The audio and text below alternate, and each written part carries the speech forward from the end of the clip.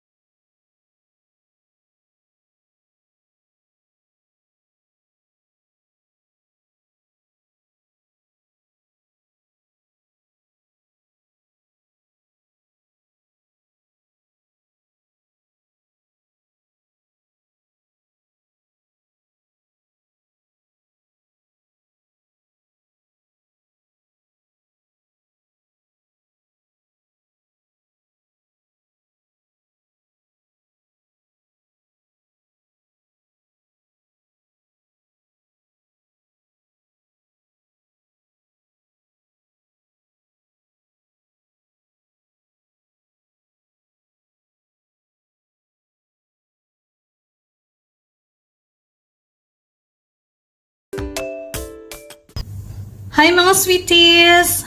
Thank you so much sa inyong pagsubaybay sa ating channel. Pagsubaybay talaga. So, katatapos na natin magluto ng ating penne rigate. Woo! So, nilagyan natin siya ng mushroom and cheese with tuna. So, ang sarap niya mga sweeties. Ayan. Wow! I'm eating it right now. Ito yung lunch ko. At meron din ako ditong lemon juice. So, in-slice ko lang yung lemon, mga sweeties. Tapos, nilagyan ko ng honey at in-overnight. Bakit ako nag-crave ngayon ng tuna pasta? Na-stress ako, mga sweeties. Kasi nga, di ba, nag-resign ako. Tapos, okay lang yung mga Pinoy or mga foreigners na may mga schools kasi yung iba, tinulungan ng mga schools. Yung iba naman, sariling sikap talaga. Sa Philippine Embassy naman, nag-register ako last month pero until na wala pang mga follow-up or update about sa registration. So, sinabihan ako ng brother ko na register or magpunta doon sa hospital para mag-register. Kasi may online registration, mga sweets. Kailangan nakatay at wala ako nung kailangan yung hospital number ID mo. Parang ganun sa mga Thai kasi may national ID sila. Yun yung ginagamit sa registration. Tapos ang passport number ay hindi pwede. Hindi niya ina-accept. So, pinuntahan namin sa hospital, tapos ang tagal namin doon, mga sweeties, kasi ayaw nila akong bigyan ng queue kasi isa akong foreigner, wala akong anak, at wala din akong work. Yung case ko talaga is panghuli na kung may sobra na may sobra na vaccine, parang ganun. Buti na lang may dumating na parang, hindi ko alam kung anong position niya doon sa hospital, kung coordinator siya or something or head, I don't know. Pero tinulungan niya kami, siya nag-register sa akin kasi ang sinabi sa akin maghintay, pero tinulungan niya ako makapag-register. Pero yung number ko, mga sweeties, Nasa 23,000 yung queue ko. so baka next month or next month, hindi ko alam. Nasa ano pa yata sila ngayon nasa mga 14,000 pa yata, 12,000, ganun. Ang darating na vaccine, mga sweeties, kasi Pfizer. So, Pfizer and AstraZeneca. So, the last time, may mga Pinoy na na-inject na ng Sinovac, tapos second dose nila Astra. Yung asawa ko, first dose is Sinovac, second dose Astra. Medyo nanghina siya ng 3 araw. At ngayon, medyo nag-worry ako at saka yung asawa ko kasi nga yung health ko ba, palagi lang akong nag-hyperventilate, tapos medyo sumasakit, yung dibdib ko, yung chest pain ko almost every day. Tapos nagma-migraine pa ako. Tapos may mga mga news kasi dito, mga sweeties, na nagkaroon ng blood clot after na vaccine ng AstraZeneca tsaka yung Pfizer. So parang nag-worry siya.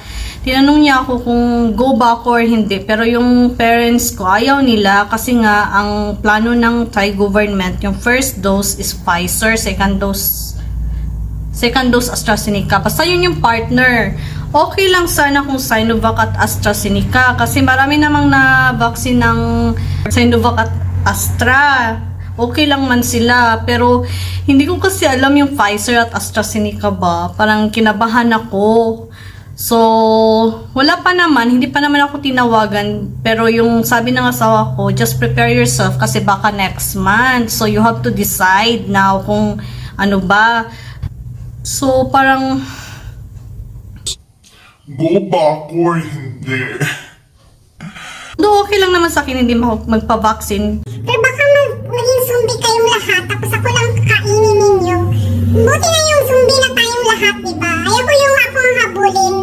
Dapat, tayong lahat ang hahabol kung sino yung hindi nagpa-vaccine, diba? Mas nakakatakot kaya yung ikaw ang habulin. Joke lang. So, yun mga sweeties. Kain tayo. So, yun mga sweeties. Kaya ako napaluto ng pasta kasi dahil sa kakaisip, dahil sa stress, kain ng kain. Of course, prayer first and then food. Ganon yun. So, mga sweeties, maraming salamat po sa patuloy ninyo na pagtangkilik sa ating channel, sa walang sawang pagsuporta. At maraming salamat po sa mga nag-subscribe. At tulungan niyo po ako na i-share po ang ating video na ito at saka mag-like na din po. Maraming salamat po sa inyong suporta. At sa mga new subscribers, welcome po sa ating channel. Keep safe always. Bye-bye. Thank you.